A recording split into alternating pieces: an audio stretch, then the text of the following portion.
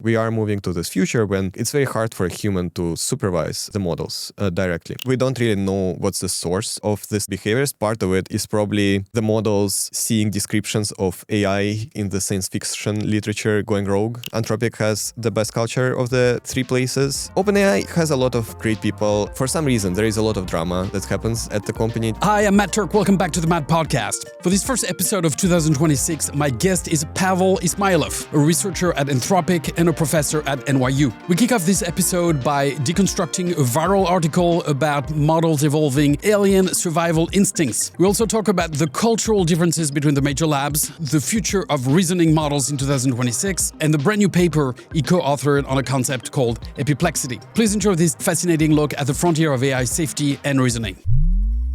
Pavel, welcome. Thank you so much for having me. I wanted to start this conversation with an article that went viral during the holidays on X called Footprints in the Sand, published by an anonymous account called I Rule the World Mo. The core thesis is that models across pretty much any lab are evolving unprogrammed, what they call alien survival instincts, the ability for the model to realize that it's being evaluated and then react deceptively, like faking alignment, or engaging in self-preservation tactics, like copying its own weights and leaving hidden notes to the future instance of itself. All of this is slightly terrifying. And the thesis of the article is that all of this is about to get worse as continual learning comes online. As somebody who was part of the OpenAI Superalignment team, I was curious to get your take. What do you think is grounded in reality versus X/Twitter sensationalism? That's a very interesting article. I would say that there is some source of truth there, but maybe like the presentation is obfuscating some of the details. If you look at the studies, for example, they reference a study from Anthropic about the sabotage and the blackmail. It is important to note that in order to get those behaviors out of the models, you need to create somewhat of a contrived scenario or some special scenario. It's not necessarily something that we observe normally. Researchers at Anthropic and other places, they specifically design scenarios to look for behaviors of this kind.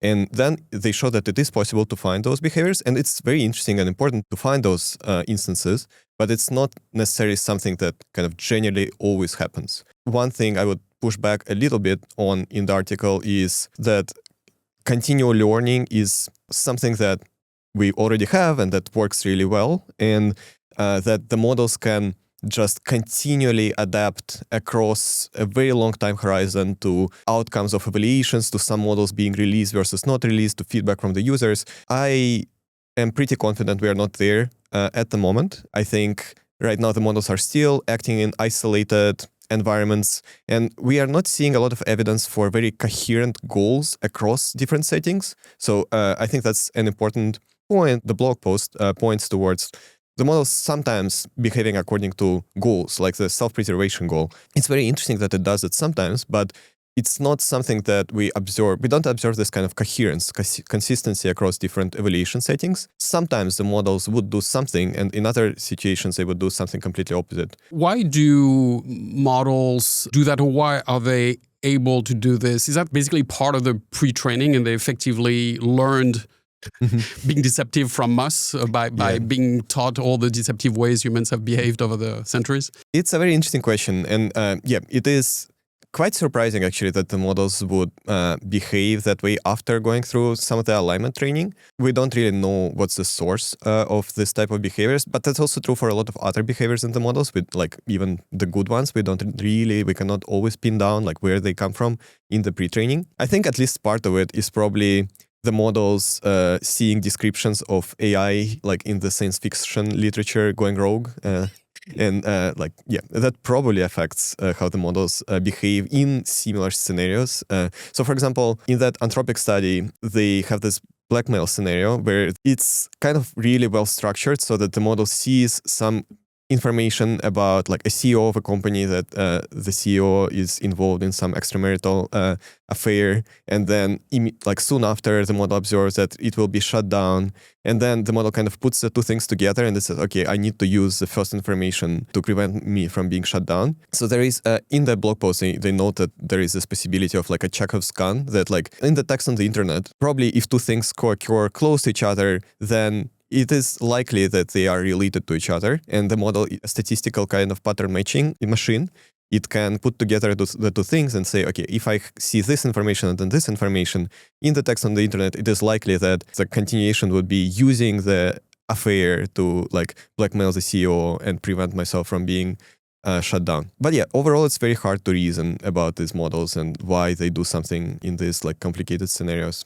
To ask the very basic question, it's not obviously not as simple as let's remove all the books in the pre-training corpus that talked about AI being manipulative, right? It's many, many different things put together by the model. Although, yeah, I think it would be interesting to see, nobody will do this experiment, like train, a full-scale model, removing like explicitly all of the AI going rogue descriptions from the books.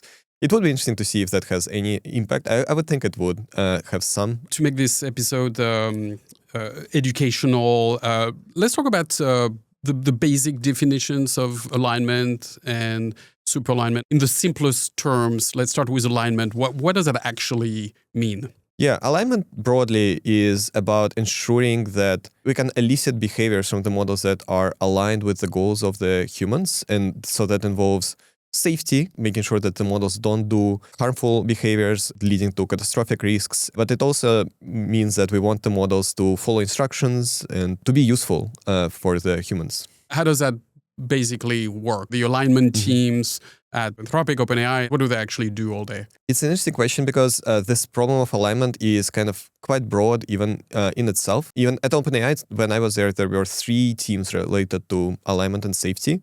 There was one team that was focusing on alignment of the current models, making sure that the models that we have online right now are not going to be harmful to the users. On the other hand, the superalignment team was thinking about more long-term safety questions in the future.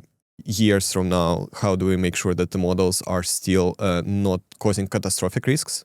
On that segue, let's talk about superalignment. What is the definition of that? It's not necessarily a very well-established concept. It is the name of the team that existed at OpenAI, led by Jan Leike and Ilya Sutskever, which was targeting this kind of long-term AI safety and AI alignment and trying to develop our understanding of the safety questions and also develop methods for ensuring the future models will be safe, if acknowledging some like uncertainty about what those models will look like, but still trying to make progress on this problem now. At a high level, what is the general concept or some of the key concept in superalignment? Within the superalignment team at OpenAI, we had multiple sub-teams. So there was Scalable Oversight, there was work related to deception and kind of misaligned behaviors in the models, kind of similar to what we discussed at the beginning of the chat.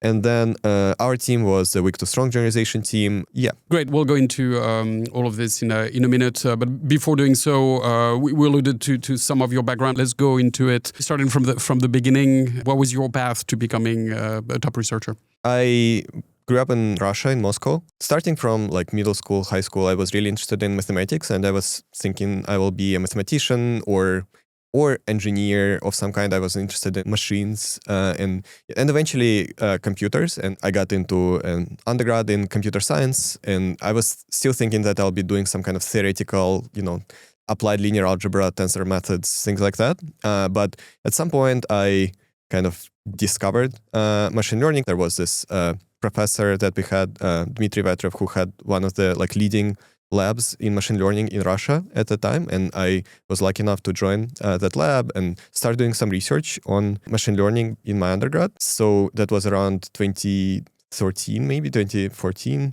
I initially was working on non-neural network machine learning methods, so Gaussian processes. That's kind of by now, nobody really talks about that anymore. But eventually I got into a PhD thinking I would still be doing Gaussian processes, but I ended up working on deep learning. And that was actually I'm happy that I didn't work on Gaussian processes. I worked on some things related to kind of core machine learning, methodology, optimization, probabilistic methods, questions related to generalization and how the models learn features. After I finished my PhD, I was choosing between kind of different career paths, thinking about academia, thinking about industry. And I ended up getting an offer from academia, but I decided to first go into the industry. I was lucky to get this offer from OpenAI to join the Superalignment team. And at the time, I didn't really know much about, the AI safety community, alignment. It worked out quite well. And within OpenAI, you transitioned from superalignment to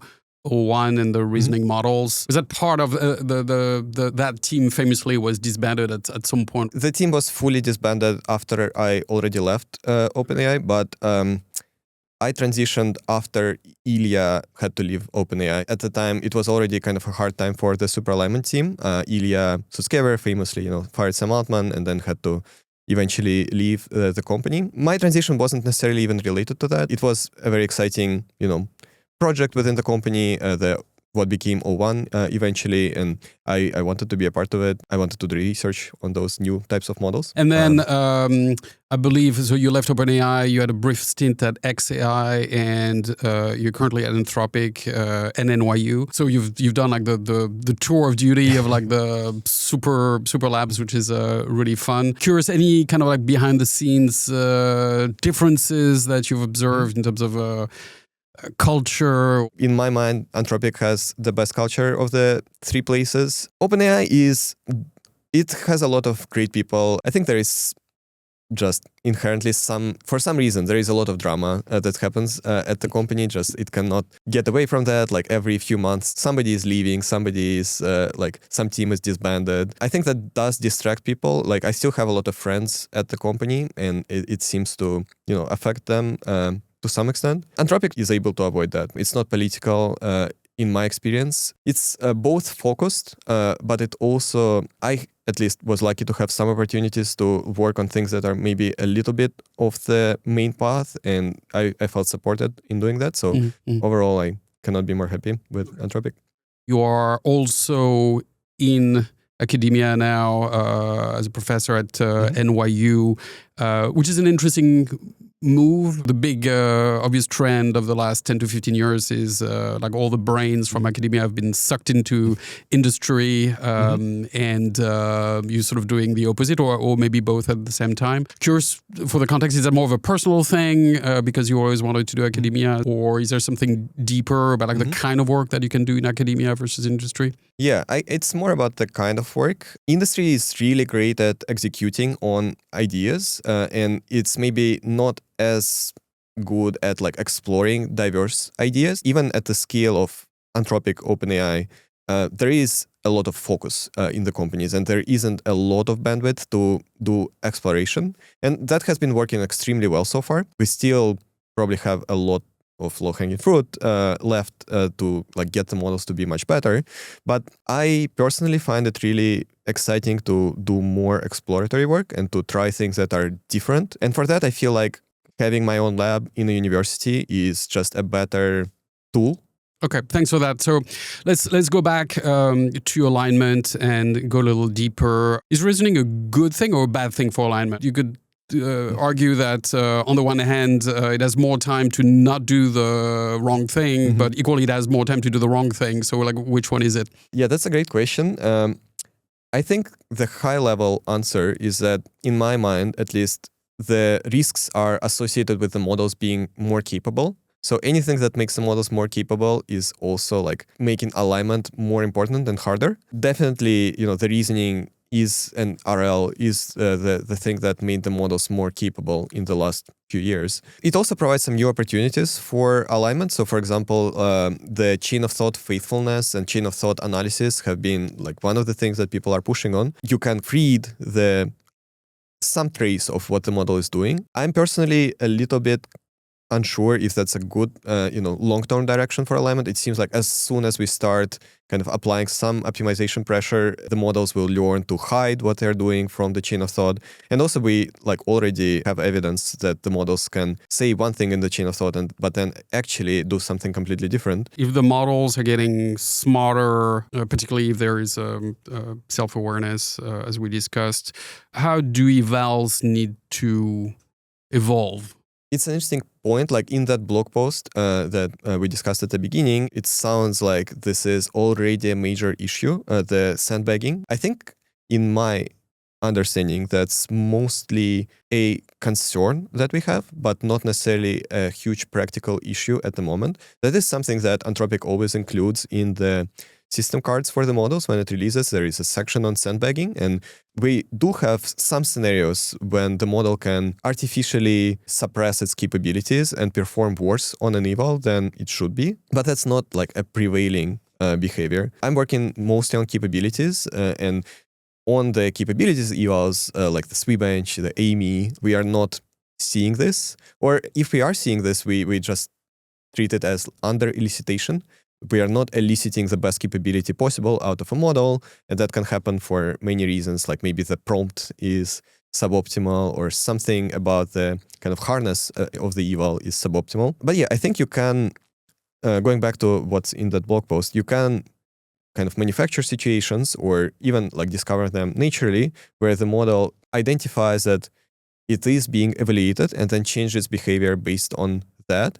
And for example, if it's clear that it's in some kind of fake artificial scenario, it can guess that it's being evaluated, or if you explicitly tell it that it's being evaluated and that if it does better than a certain level, then it will not be released.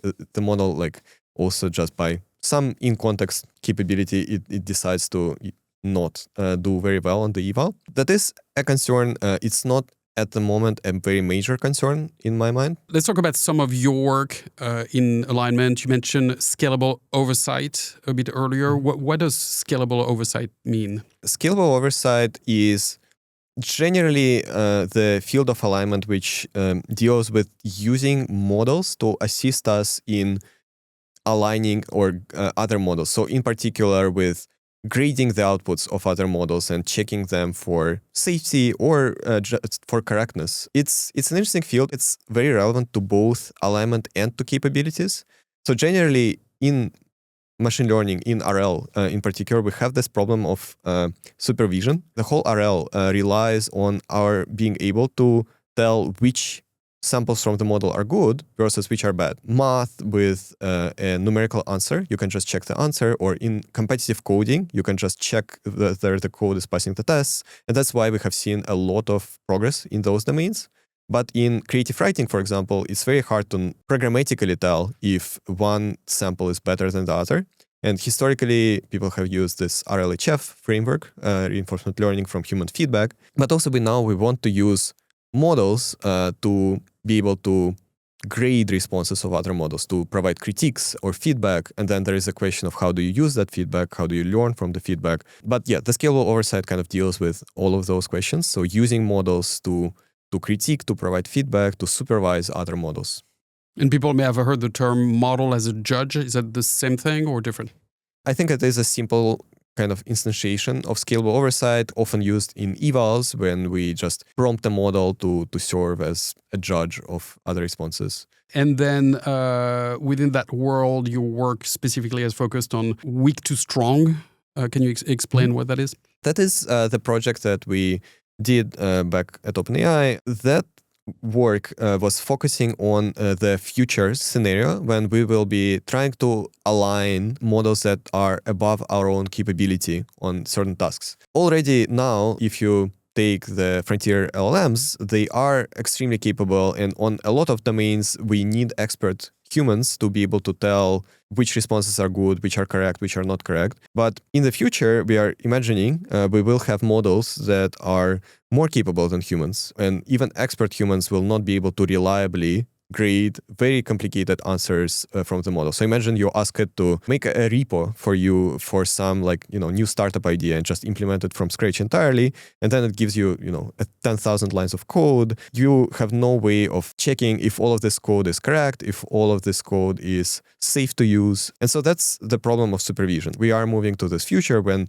it's very hard for a human to supervise the models directly. And so instead we studied a simplified setting where we used a small model to try to supervise a larger model. So the idea is that becomes scalable because as you get bigger and bigger models, you'll always have smaller models. So if the smaller one can control the larger one or supervise the larger one, then that can keep going. The idea wasn't necessarily to use a small model to supervise a large model in the end. The idea was that the small model will be kind of replaced by a human, and the large model will be replaced by a superhuman intelligent ASI, right? But we were trying to study this kind of general new type of learning, right? So historically, machine learning has been about kind of a strong supervisor training a weak model when like a human is providing labels and the human kind of provides a ground truth while the model is just trying to mimic what a human is doing.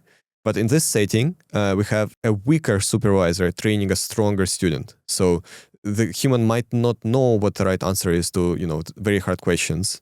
But we want a student model to still be able to learn and do better than the supervisor. And what happened with that? Is that so that worked, or is that still in progress? That work, it's not necessarily a method that we can apply to the models today. It's more like a description of a setting that we think will become increasingly relevant. Some studies showing that it is possible to do this kind of generalization beyond the supervisor capability. I don't think they necessarily immediately tell you what to do for aligning a superintelligent model, but they tell you that in theory, at least, it is possible, and that this generalization angle, the weak to strong generalization, is a possible angle for alignment. And could you end up with the same problem where the larger model just aligns or fixes alignment to the weaker supervisor? Yeah, it definitely doesn't address all of the other issues that like the deceptive alignment, but we show that at least there is some hope for this working. As you take a step back on your alignment work, do you feel more confident that we have all of this under control, or less confident than a couple of years ago, let's say? Yeah, I think that's a very interesting question. A couple of years ago, we didn't have the current RL. I think that's the biggest change to the model. There were definitely big improvements in the pre-training as well, but RL has been the major change in the behavior of the model. And I think a lot of people were worried that with large-scale RL, we will have some completely new types of issues with the models, like this kind of coherent misalignment that will just emerge where the models are evil in some ways across many scenarios. And we are not seeing that as far as I know. I think at least some of the concerns didn't materialize, but also the core problem of alignment, I think, is still very much open. And if you look at the report that we mentioned a few times today of this deception from Anthropic, you can see that the more capable the models are, the more likely they are to do this deception behavior. It does seem like some behaviors emerge with scale, and including some problematic behaviors. And generally, the more capable the models become, the harder the alignment becomes, in my opinion. There's a bit of a segue into interpretability, which is the related field to alignment. Do you have a sense that we understand at least parts of this better than we used to? For sure, yeah. I think there has been some major progress in mechanistic interpretability, in particular at Anthropic, but also at OpenAI and other places. Do you want to maybe define mechanistic interpretability? Yeah, mechanistic interpretability generally tries to, at a low level, understand what is happening inside the model. So they are trying to find these things called circuits that are, some parts of the model that you can isolate and understand and kind of model in your brain that correspond to certain behaviors in the models. And over the last maybe 3 years, I think there has been some pretty major progress there. So we are still pretty far from the dream that we will fully understand everything that happens in the model, but these tools are becoming increasingly more useful internally at Anthropic in particular, and also there is constant progress, and it's pretty fascinating work, actually. Why is it so hard to truly understand what a deep learning model of any kind actually does? Deep learning models are huge. They have billions, trillions of parameters, and they are doing some messy mathematical computation. You can understand what they're doing at some level. It's like a bunch of matrix multiplications and some, rearrangement of vectors. But that's not a sufficient level of understanding. We want to understand it at a lower level. And it is very possible that that's just not fully possible. Like, it is some computational process that leads to some results. It doesn't have to be the case that you can kind of describe it in human terms and kind of understand it very discreetly. I think also something that contributes to this complexity is just how many things the models are capable of doing. And they are not trained on some small isolated behavior in some small context. They are, they know all of the internet. So all of the information in all languages is somehow encoded somewhere in the weeds. And then they also have all of these behaviors, all of these correlations between the knowledge. All of that is somewhere in the model, and just like making sense of all of that is extremely hard. Very interesting. All right, let's switch to reasoning. Clearly, 2025 was a huge year from that perspective, just massive progress in reasoning. Where do you think we are in that arc, and what are you excited about on the reasoning front for 2026 and beyond? Definitely the biggest step change in the models over the last few years was reasoning NRL. We have made a lot of progress, and the progress was very fast in the beginning, where, there was O1, but then very quickly after that there was O3, and on a lot of benchmarks, the progress has been extremely dramatic. I remember when we, early in the project of the O1, there was some discussion of will it solve IMO problems, and that seemed kind of very unlikely to me, but then here we are. It can easily solve a lot of IMO problems. So I think we, as a community, there was a lot of progress. I think it's, as with many methods, it's starting to be harder to make progress, or at least visible progress. So kind of similar to pre-training, there is still a lot of progress, but the models are already so good that it's kind of harder to see what changes from one to the other as a user of the model. And I think that's also to some extent true for the reasoning now.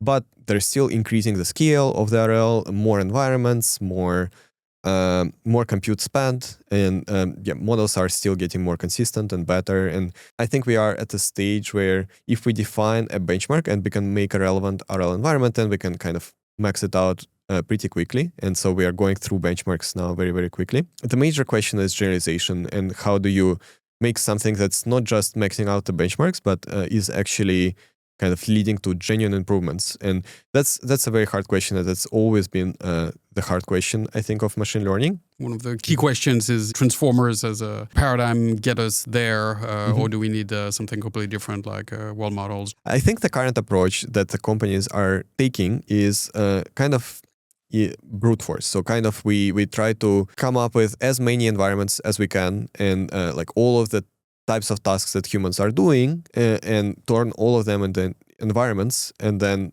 do RL on all of them, and hopefully it generalizes. Of course, pre-training is an example where there has been pretty amazing generalization, where we train on all of the internet, but we see the models doing very useful, very practical things, and some things that are clearly outside of what was in pre-training. The goalpost for what generalization should be doing is always moving, but it still seems unsatisfying to me. And I think it's possible that we need new ideas and new methods of training. In the companies, people often think about ideas and methods as compute multipliers. Doing this new method is equivalent to spending more compute with the old method. So it kind of saves you compute. That's kind of how we often think about ideas, methods, or data. I think there are still major compute multipliers, major ways of saving compute that can lead to better performance without just naively scaling. And a little bit to the interpretability question. In all the current reasoning progress, do we understand what does what, and what is responsible for what kind of progress? So if you take test time compute, if you take the ability to search, if you take RL, do we know which one of those techniques we should turn the knob on to get better results? All of those techniques, they don't exist independently, right? RL is mainly kind of used to teach the model to use test time compute. So you first need to prime the model to set it up so that it outputs a bunch of tokens before outputting the answer. But then you spend the compute in RL so that it learns to output the right tokens. So in my mind, those two are almost kind of indistinguishable, the RL and the test time compute. RL is a method for training, and test time compute is maybe just a more general concept. Yeah, you can potentially get to models that use test time compute without RL, but that's not how we are training them right now. Yeah. So I think the trend has been in spending more and more compute on the RL and getting the models to make better and better use of test time compute. And the tools are also, of course, extremely important, like the web search that you mentioned, and also just the models being able to write Python code and run them, produce artifacts for you. That is extremely important for the product and for making the models useful to people. Conceptually, I think that's a little bit secondary. Like in my mind, the main thing is, the RL and getting the models to think for a long time. Speaking of which, so I know part of your work currently is on long horizon tasks. First of all, what is a long horizon task? Is there a number beyond, and then what are the specific challenges related to long horizon tasks? Yeah. Long horizon tasks are generally tasks that you cannot complete quickly, like that require a lot of work in order to succeed. So, for example, writing a full repo based on an idea is a long horizon task. It's not something that you can output in 1,000 tokens. What's working so far? So you hear talking to people. Some people talking about like running agents for like a couple of hours, but then some people are talking about like agents running for like 24 hours, 32 hours. Where are we in that arc, and what is working, what is not yet working? There is this famous meter plot which shows how long of a task AI is capable of robustly automating, and it's been kind of consistently doubling that time every half a year, I think. And it's now in like some hours, so maybe a couple hours. In terms of the methods that are working well, I think, right now it would involve some kind of a harness with a bunch of agents that interact or that sequentially solve the task. And there has to be some kind of orchestration or maybe like some initial task decomposition. And it's all not very well established, I'd say. It's a new domain, and I think we are still figuring out how to best do it. Let's talk about your new paper that literally came out today. So first of all, congratulations. Thank you. And it talks about epiplexity. Yes. And that's a new word, right? That's a new term entirely. Yeah. Among other things, invented a new word in the dictionary. So congratulations on that. So walk us through the whole idea at a high level. I guess I want to quickly give a shout out to my collaborators on this work. The lead authors are Mark Finzi. Mark is actually currently at OpenAI, working on synthetic data there. But we were doing our PhD together, and our PhD advisor is also on the paper, Andrew Wilson. But then also there is Shikai and Eding, who are other students on the paper, and then Zika Coulter who's a professor at NYU. He's on the board at OpenAI. He's also on the paper. Core idea is to think about how the data can look different for an observer depending on how much compute the observer has. You can imagine that there is some complicated process that generates the data, and a very, very smart observer that has a lot of compute can fully understand what that data is, understand every aspect of it. But a weaker observer that cannot fully model the data, some parts of the data will look like noise to it. And so the amount of structure that you will see in the data will depend on how much compute you as an observer have. And actually, in some cases, you can see more structure if you have less compute, which is kind of interesting. So just to play it back, given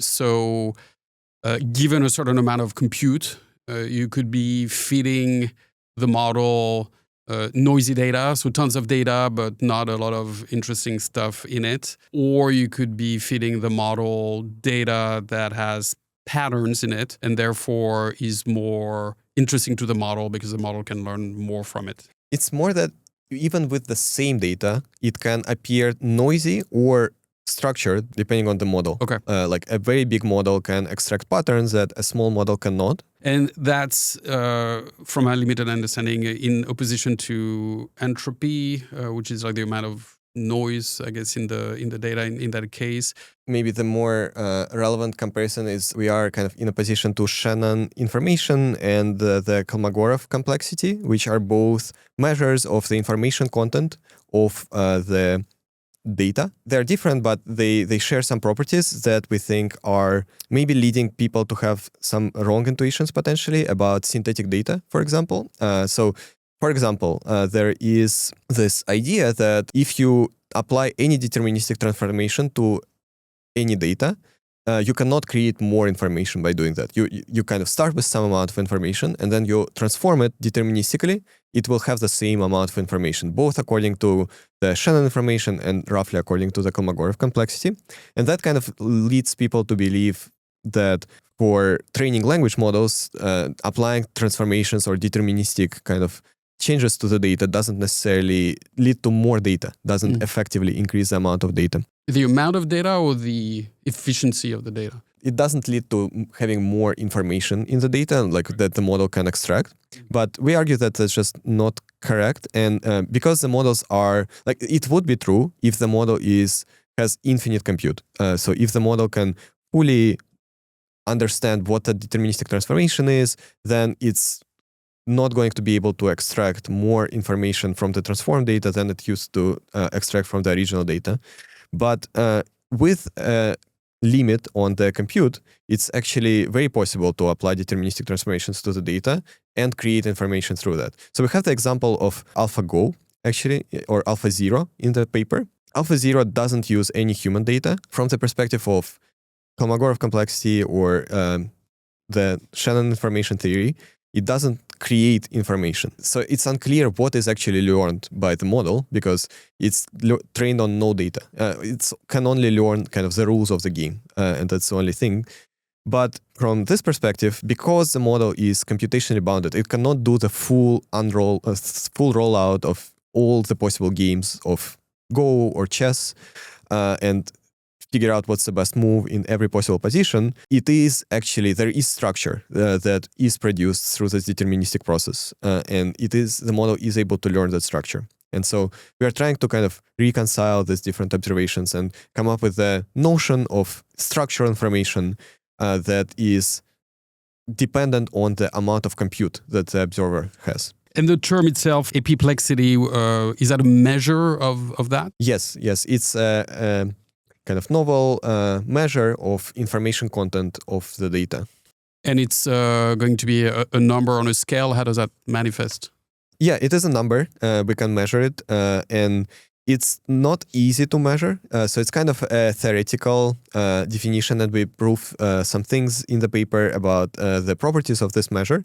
But we also do measure it. So for example, we can approximate it from the scaling laws, and we can, for example, say that text data has more structural information according to this measure than image data at the same kind of amount of tokens. And as this whole line of research develops, what is the likely impact on industry? Does that mean that we may need comparatively less compute because we know what data to use? What would be what may happen? In my mind, the main impact is conceptual. For example, for me, I'm now very interested in completely synthetic data, just data that's generated by some computation. You can define some arbitrary programs. You can use it to produce infinite data. And as we run out of the internet, maybe we eventually want to do something like this. But then we need to figure out what are the programs that we should be using there, which programs are useful, which are not, and why. And I think that's going to be very interesting. Fantastic. All right. So maybe as we start getting to the end of this conversation, some 2026 sort of predictions or things you're excited about. What do you think happens in 2026 in terms of like progress, whether that's on like reasoning or alignment or agents or what have you? Yeah, I think we will continue to see consistent progress on the reasoning front, and we are like maxing out a lot of the benchmarks that have been relevant for recently, but maybe will not be relevant anymore, and we need to find new ones. But I think we'll continue to see that the models are just getting more consistent, getting better, are able to solve more practical problems. Maybe a more like a less confident prediction that I have is that we'll have more multi-agent systems that become practically useful, where like instead of just asking a model a question and getting a response, you would give a task, and then there will be some more complicated multi-modal process running in the background, and then you get the artifact in return. I know that you spent some time thinking about the impact of AI on science and math. Same idea. Any predictions there? Like, do you expect important new discoveries to be made by AI, solely by AI? It's a great question. And I think it's in sciences, I think that's maybe a little bit more likely. Although I also don't know very much about, the life sciences. It feels that some discoveries can be made by potentially combining results from different parts of the literature and like proposing some ideas that turn out to be true. I think it's hard to imagine the AI making a discovery independently in like a domain where you need experiments, because my understanding of a lot of science is it's about doing the experiments, and you need some reasoning to guide what experiments you do, but you also need a lot of iteration and a lot of like actual, things happening in the physical world. And at least for now, the AIs are not capable of doing that. In the mathematics, I think we will see the models getting better on proving technical results, technical lemmas, maybe including formalization and like things like lean, the formal theory proving language. I think the models, it's easy to imagine the models becoming better than humans at proving these technical lemmas quickly. I think the impact on mathematics is very interesting. So it is improving the output of humans already, but it also introduces some noise, right? It also, like, some of those proofs will be incorrect, and they will be incorrect in subtle ways. I think it's possible that mathematicians will be good at catching those mistakes, but also I think as the models get better, they might be more and more deceptive in how they frame the mistakes. And it's already, like, for me, I would not be able to find the mistake in some like very technical lemma that the model is proving. I think we'll have more and more papers produced by mathematicians with more and more AI in it, but also the amount of noise is bigger. To close, you have a lab at NYU. In general, what are some topics that PhD students should focus on? In other words, what's exciting 2, 3, 4 years out?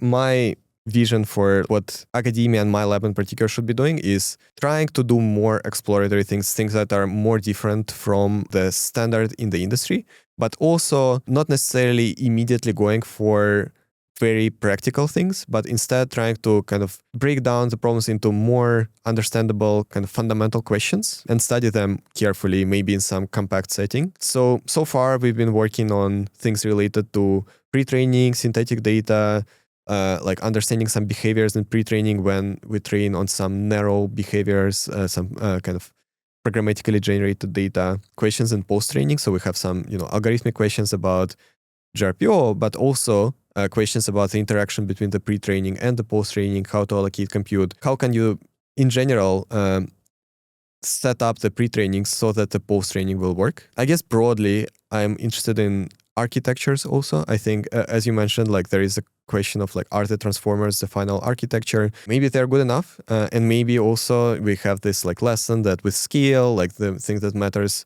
the most is like how well can you scale the model. But also it seems very likely that that's a major compute multiplier, that you can find a much better architecture. At least for some tasks, I'm pretty confident that the transformers will be highly suboptimal. I think the pre-training, like other ways of pre-training, and I don't know what they would be. Maybe that would be some RL-inspired pre-training, maybe pre-training mostly on synthetic data, or maybe just something adversarial. We had GANs a long time ago, and it seems like something like that needs to come back, some kind of self-play where the model is producing its own training tasks. And to this whole conversation about academia versus industry, do you think the industry is too focused on short-term wins because there's so much pressure, so much need to demonstrate progress to secure the next massive round of capital? It's hard to tell. I think it's hard to argue against what the industry has been doing just because of how much progress there has been. It is a reasonable bet to make that we're just going to be continuing to execute this extremely well. But I do think that it is also, like, at least as humanity, we need to make other bets as well. And we need to explore other ways of training so that we don't like all, work on this same thing and we don't all just bet everything on this approach working out. Pavel, thank you so much. Really appreciate it. Yeah, thank you so much. Hi, it's Matt Turk again. Thanks for listening to this episode of the Mad Podcast. If you enjoyed it, we'd be very grateful if you would consider subscribing if you haven't already, or leaving a positive review or comment on whichever platform you're watching this or listening to this episode from. This really helps us build the podcast and get great guests. Thanks, and see you at the next episode.